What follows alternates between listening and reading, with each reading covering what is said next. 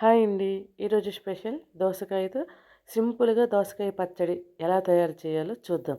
ఇప్పుడు వీటికి కావాల్సినవి కట్ చేసుకున్న కప్పు దోసకాయ ముక్కలు, అరకప్పు పల్లీలు, ఆయిల్, టమాటాలు, ఆవాలు, చింతపండు, ఎండుమిర్చి, మినప్పప్పు, కరివేపాకు, పచ్చిమిర్చి, వెల్లుల్లి, అల్లం, శనగపప్పు, సాల్ట్, జీలకర్ర, ఇంగువ. ఇప్పుడు వీటి తయారీ చూద్దాం. ముందుగా స్టవ్ పైన కళాయి పెట్టుకొని స్టవ్ వెలిగించుకుందాం. ఇందులోకి ఆయిల్ వేద్దాం. ఇప్పుడు కొంచెం వేడయ్యాక పల్లీలను తీసుకొని వేయించుకుందాం.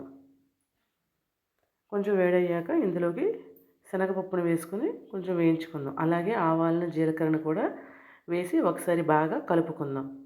ఇప్పుడు ఇందులోకి కట్ చేసుకున్న పచ్చిమిర్చిని వేసుకుందాం. అలాగే టమాటాను వేసి మరొకసారి బాగా కలుపుకుందాం. ఇప్పుడు కరివేపాకును, అల్లాన్ని వేసుకుని తర్వాత వెల్లుల్లిని కూడా వేసుకుని కలుపుకుందాం.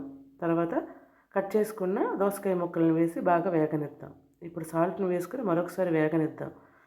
చివరిగా చింతపండుని వేసి ఒకసారి బాగా కలుపుకొని స్టవ్ ఆఫ్ చేసుకుని 10 నిమిషాలు చల్లారనిద్దాం. ఇలా చల్లారిన ఈ మిశ్రమాన్ని మిక్సీ జార్లోకి వేసుకొని మూత పెట్టి మిక్సీ పట్టుకుందాం. ఈ మిశ్రమాన్ని బాగా మెత్తగా కాకుండా కొంచెం బరకగా గ్రైండ్ చేసుకుందాం. ఇలా తయారైన ఈ మిశ్రమాన్ని ఇప్పుడు పోపు పెట్టుకుందాం. కళాయిలో ఆయిల్ వేసి వేడయ్యాక శనగపప్పును వేసుకుందాం. కొంచెం హీట్ అయ్యాక మినపప్పును వేసుకుందాం.